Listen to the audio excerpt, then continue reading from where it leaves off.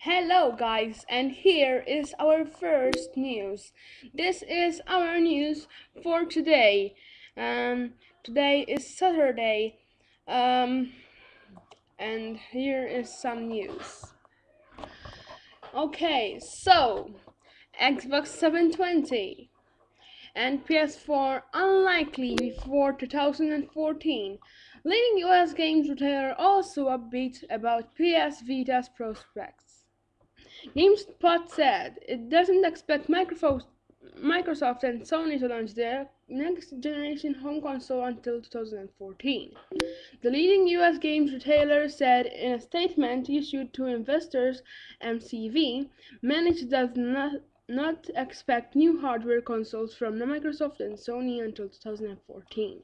However, a successful launch of Nintendo's Wii U in 2012 could add pressure to accelerate a hardware refresh. The firm added, GameSpot is also upbeat on the coming launch of PlayStation's Vita handheld gaming device, which has a $249 price point within the reach of many gamers.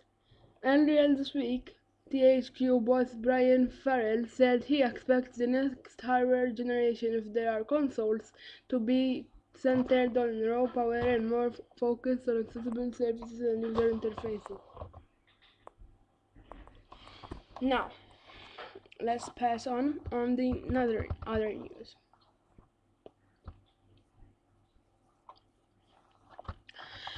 Xbox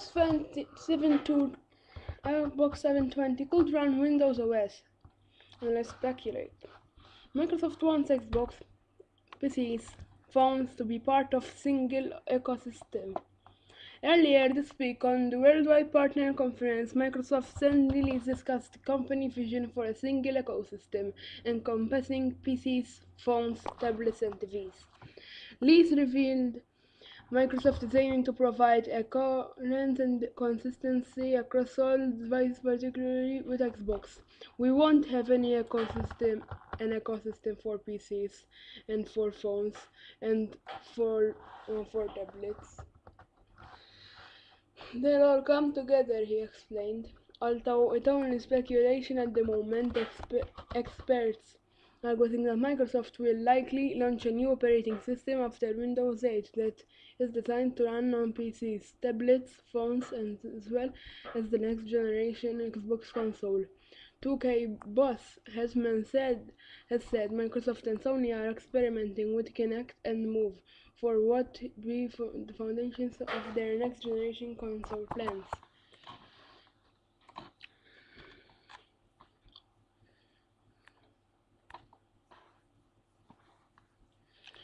Assassin's Creed 3DS morphed into Revelations of Ubisoft, but handheld game is still on the table.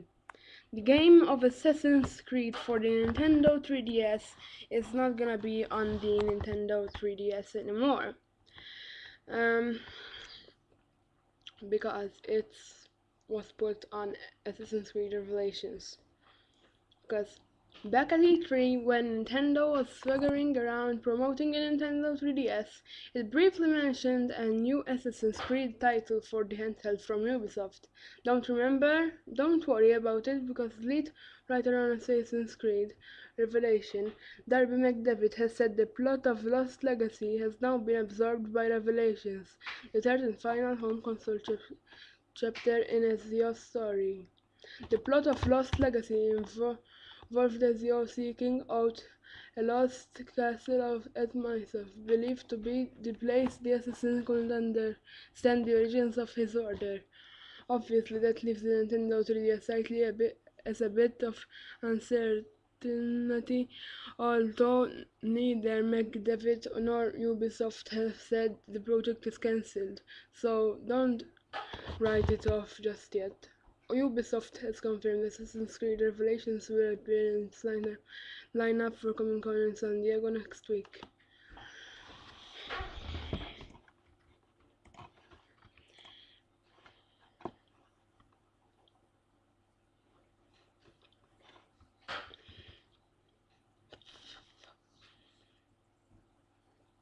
Xbox 360 dominates the US hardware sales in June. Console sold almost twice as many units as Wii and PS3 last month. Xbox 360 was the outstanding performer in the US console sales race in June, comfortably outpacing rival platforms from Sony and Nintendo. Microsoft sold 507,000 Xbox 360s in June, nearly twice as many units as the other current generation platforms and maintaining the number one console spot in the US for 2011. The firm said in a statement. Microsoft announced that the total monthly retail spent on Xbox 360, including software, hardware, and accessories, totaled 350 million, which is up from last month's 265 million. Looking beyond the summer, it promised the size of Kinect Games' portfolio will triple by the end of the year. The top 10 games at US retail for June included 4 Xbox 360 titles: Call of Duty Black Ops, NBA 2K11, Duke Nukem Forever, and LA Noire, none of which are platform exclusives. Nintendo released that it sold over 800,000 combined hardware units during the month, including 386,000 DS units, 207 273,000 Wii's, and 143,000 3DS systems.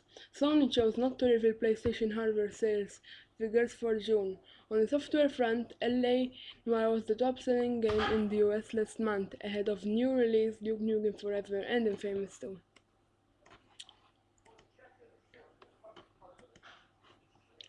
Alright, let's continue with the news.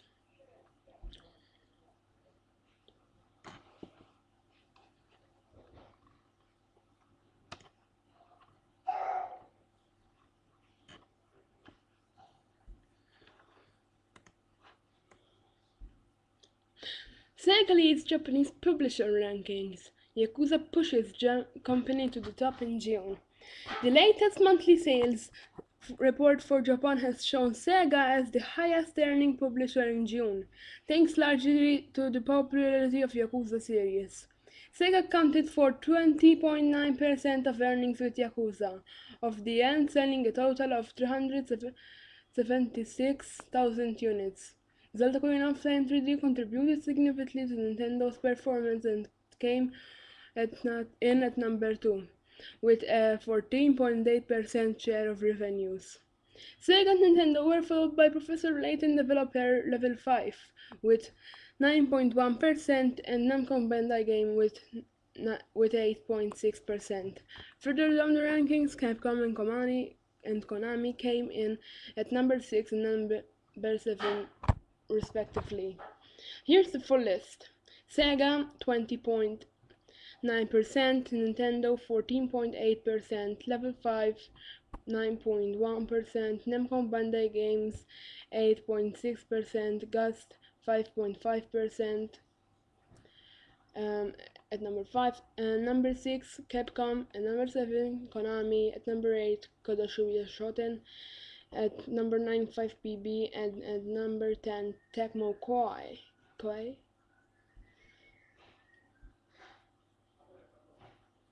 LA Noire also tops the Japanese chart.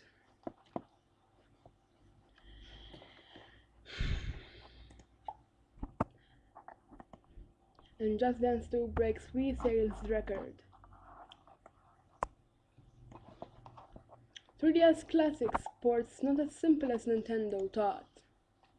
The Nintendo 3DS Classics will be only 5 Nintendo 3DS Classics, including the first one, which was the Nintendo 3DS Classics Excitebike, and the upcoming Xevious 3D Classics Redone 3D.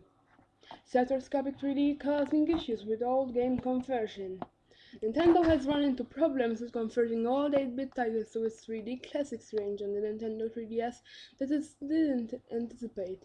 Problems apparently arise when you take a game designed in a flat 2D era and convert it directly into a stereoscopic 3D environment. Nintendo's Takao can use NES shooter series as an example.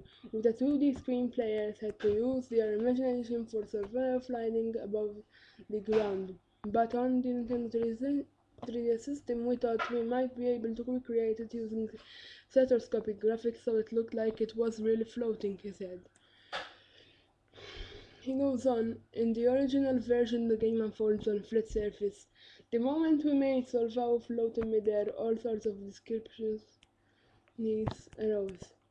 For example, when an enemy on the ground fired at Solvalo in the original, everything was on the same plane, so it didn't seem unusual if the bomb appeared at the same altitude as Solvalo the moment it was fired and then hit Solvalo right away. But with the Nintendo 3DS system, Solvalo is floating in midair. If the bomb suddenly appears, zing, at the same altitude as Solvalo, we were like, huh? Something doesn't feel that right. Everything was off. To counter this, Nakano says Nintendo has to make the changes to the game and even reprogram the graphics from scratch, which has greatly increased the workload. Nintendo boss Iwata chimed in, at first it looked like you would merely port it, but it actually turned out to be a lot of work. I would guess it's about 20 times the work of merely porting it. Nakano goes on to explain why Nintendo had to scrap plans to convert SNES on NES to 3D classics due to perspective issues. That explains why there is only a couple of 3D classics available. So that's the answer for what I said. Now, the Nintendo video has launched also at this week with with only being launched in Japan, Canada, and not in Canada, launched in Japan, Australia, and Europe. Now, also in this week, the North American had Netflix on their Nintendo 3DS to leave them occupied until the Nintendo video comes there. The same thing is for the European and Japanese, that they have Nintendo Video, and while Netflix comes to their regions, they can still enjoy free video clips from Nintendo Video. So thanks guys for watching. Please subscribe on the button right there for more news every week. And thanks for watching. That's all I have to say today. Please subscribe and like this video. Bye.